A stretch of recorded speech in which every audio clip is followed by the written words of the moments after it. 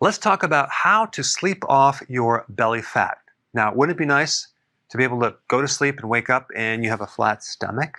Well, I think a lot of people don't emphasize the importance of sleep in helping you lose weight. So if you've been watching my videos, you know the standard routine of what you need to do to lose weight.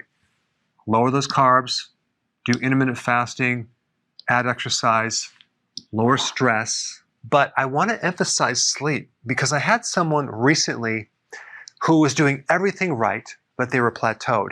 But all I told them to do was improve their sleep and bam, they started losing weight. Finally, after months of trying to lose weight and no success.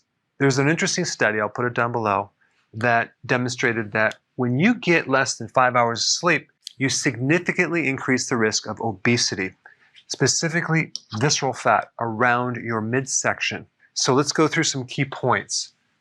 When you sleep, you burn the most fat. You don't burn a lot of fat during the day. It's when you're sleeping. And so if you're not getting enough sleep and, of course, quality sleep, that's going to be a huge factor. So you need at least 7 hours. 8 would be optimum right here. Some people actually need more. But there's some people that get like 9 or 10 hours, but the quality is terrible. So that's a big factor too. So I'm talking about high quality, sufficient sleep.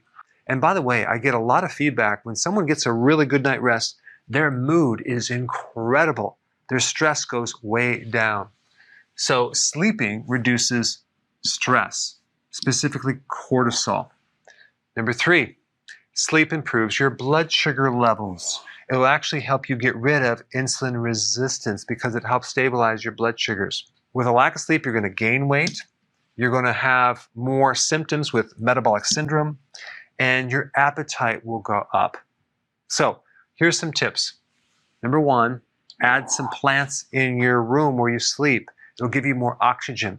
I would also highly recommend keeping your window open when you sleep, unless it's the middle of winter.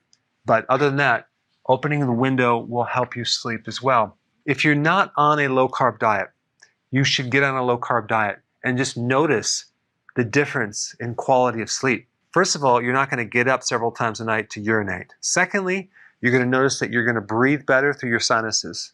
Third, you're going to notice that when you switch over to low carb, you're going to go into a much deeper, rejuvenating sleep. Now, a couple things that are really important right before bed. Calcium is really important. Potassium and magnesium is really important as a supplement. These electrolytes help calm down the nervous system and relax the muscles. Vitamin B1 is great if you have excessive thinking 24/7 and stress. Vitamin B1 will help you drift off into a wonderful, relaxing sleep. Celery is a really good thing to consume as your last meal of the day, your dinner, because there's certain phytonutrients in celery that actually promote sleeping and lower blood pressure. Decreasing EMF, electromagnetic frequency. I'm talking about in your room, if you have a lamp or you have some type of electrical device, unplug them, because even though the light's off, you still have voltage or current going on in the wire, and there's electrical fields that extend from those wires about 6 feet. And so you're going to be bathing in this magnetic field, which is going to interfere with your ability to sleep.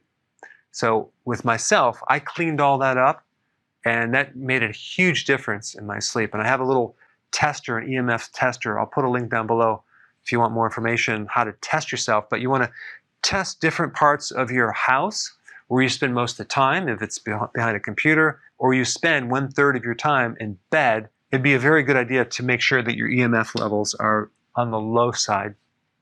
Exercise will promote better sleep, going for the long walk every single day. I do that routinely. Also, go to bed when you're tired. If you are tired around 9:30, like myself, just go to bed.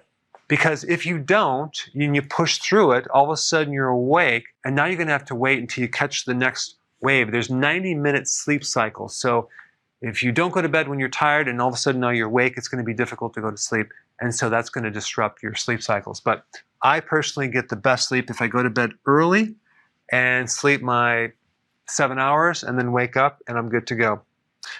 Stop watching the news before bed. If you want to watch the news, watch it in the morning, but right before bed, that might keep you up. All right, thanks for watching, and I will see you in the next video.